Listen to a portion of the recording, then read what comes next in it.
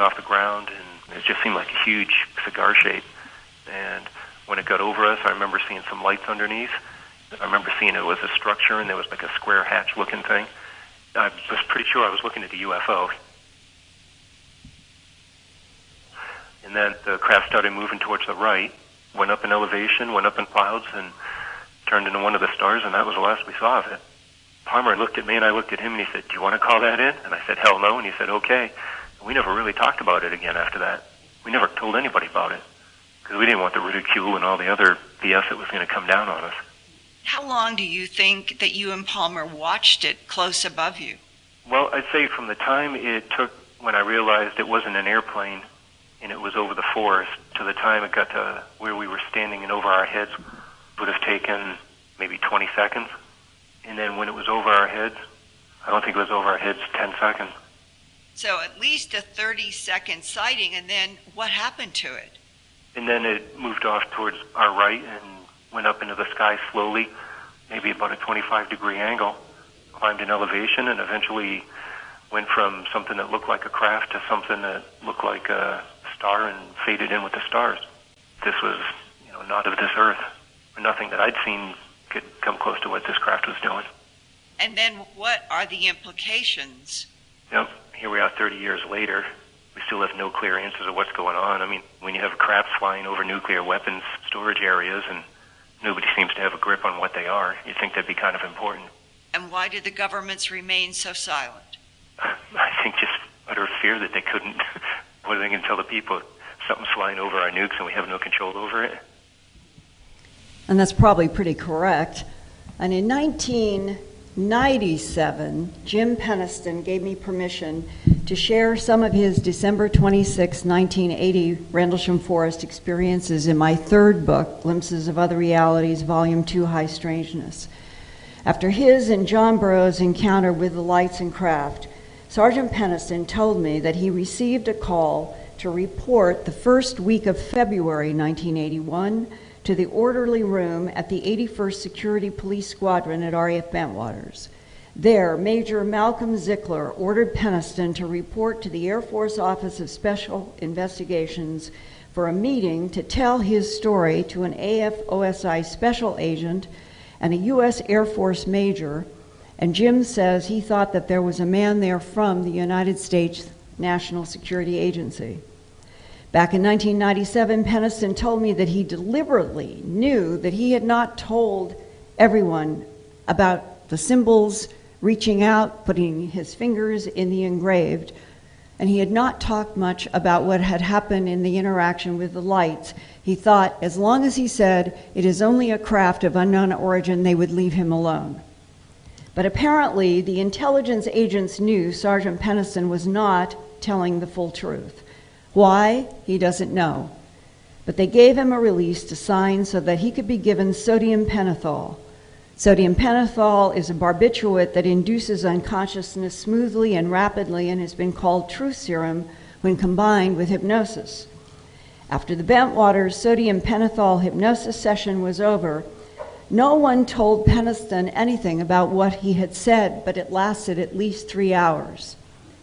Finally, 14 years after that, in 1994, Jim Penniston underwent hypnosis on his own with a hypnotherapist to see if he could penetrate more details about these haunting dreams that still drive him crazy to this day. And that he wanted to know what happened during the military sodium pentothal hypnosis that might have done, from his point of view, one of his biggest worries. Did they erase his memory in some way, tamper with his memory, put something in his mind, and this was what drove Jim Penniston to do this hypnosis. I was given an audio cassette of that 1994 session to transcribe, and that transcription is included in my 1998 book, Glimpses of Other Realities, Volume 2, High Strangeness. Jim Penniston's Bentwaters interrogators ask about the glowing lights and craft that he had earlier up to that point of the question not described to anyone. They're asking me if I see binary code. I see the binary code. They are time travelers. They are us. Hypnotherapist. How far in the future? A long time, very long time. Well, what do they need? Not sure, but it has to do with chromosomes or something like that. How do they get it? They take it. From where? From the other people's bodies. The time travelers were interrupted in Rendlesham Forest. They are having problems. The odds are against them. You touch the symbols and you set off a program? Yes, the craft was repairing itself. All they wanted was a place to stay while it repaired itself. And by touching the symbols, you disrupted the repair program. I activated a binary code. The two government men want to know why. They ask me if I ever had any other encounters with the lights and time travelers before, and I haven't. 1994 hypnotherapist. Are they using us something like breeding stock? No, like Band-Aids. Do they ever take fetuses? If it is task, they do. There are different ships for tasking. The government agents know about this. They know they want to contain the situation. They see that you are requiring damage control. Yes, they see me and John Burroughs, and they're worried about Colonel Holt. They know all about us. What are the intelligence agents going to do with you? They tell me when I was at the East Gate with John, they have 5 different stories to tell. It's important to scramble dates, which confuse and undermine the consistency of eyewitness testimonies, so no credibility can be had with the public and the media. They're going to give me a warning. They tell me that I will hurt the world. It will breach national security and can destroy the system, cause wars, chaos in the streets. That's why it's important to keep it quiet. But it doesn't make any difference if I talk about the story because it's just too unbelievable. Close quote. Perhaps, like human time capsules, John Burroughs, Jim Penniston, Adrian Bustinza, Colonel Holt, and others have embedded within them pieces of truth about an incomprehensible future. Or they contain pieces of lies that keep humans controlled by illusions.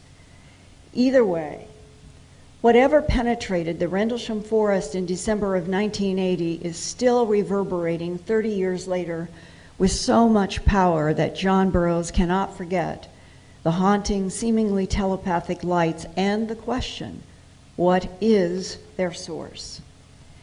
What if the key to the Rendlesham Forest mystery is a tangle of past, present, and future timelines that are in a knot? If the knot is untied by advanced technologies, what happens to past, present, and future? Are we unconsciously in the ultimate paradox? We are they are us. Life on Earth is not guaranteed, but the mysterious telepathic lights and their makers are using us to survive. And does our ignorance of them and the timeline not allow the manipulation of us by the time travelers? If we humans became conscious of the time manipulation efforts, would our consciousness change the future to survival or to extinction? Does the UFO phenomenon keep us dumb and blind to prevent our interference in their efforts to unravel past, present, and future? I leave you with that question among a million questions and hope that I can keep, with John's help and others, reporting as we keep going deeper and deeper in what I think could end up being a leverage point for a much bigger truth in this revolution as we are heading deeper and deeper into the 21st century. It's been a privilege to be here today, and I thank you very, very much, and I thank John Burroughs. Thank you.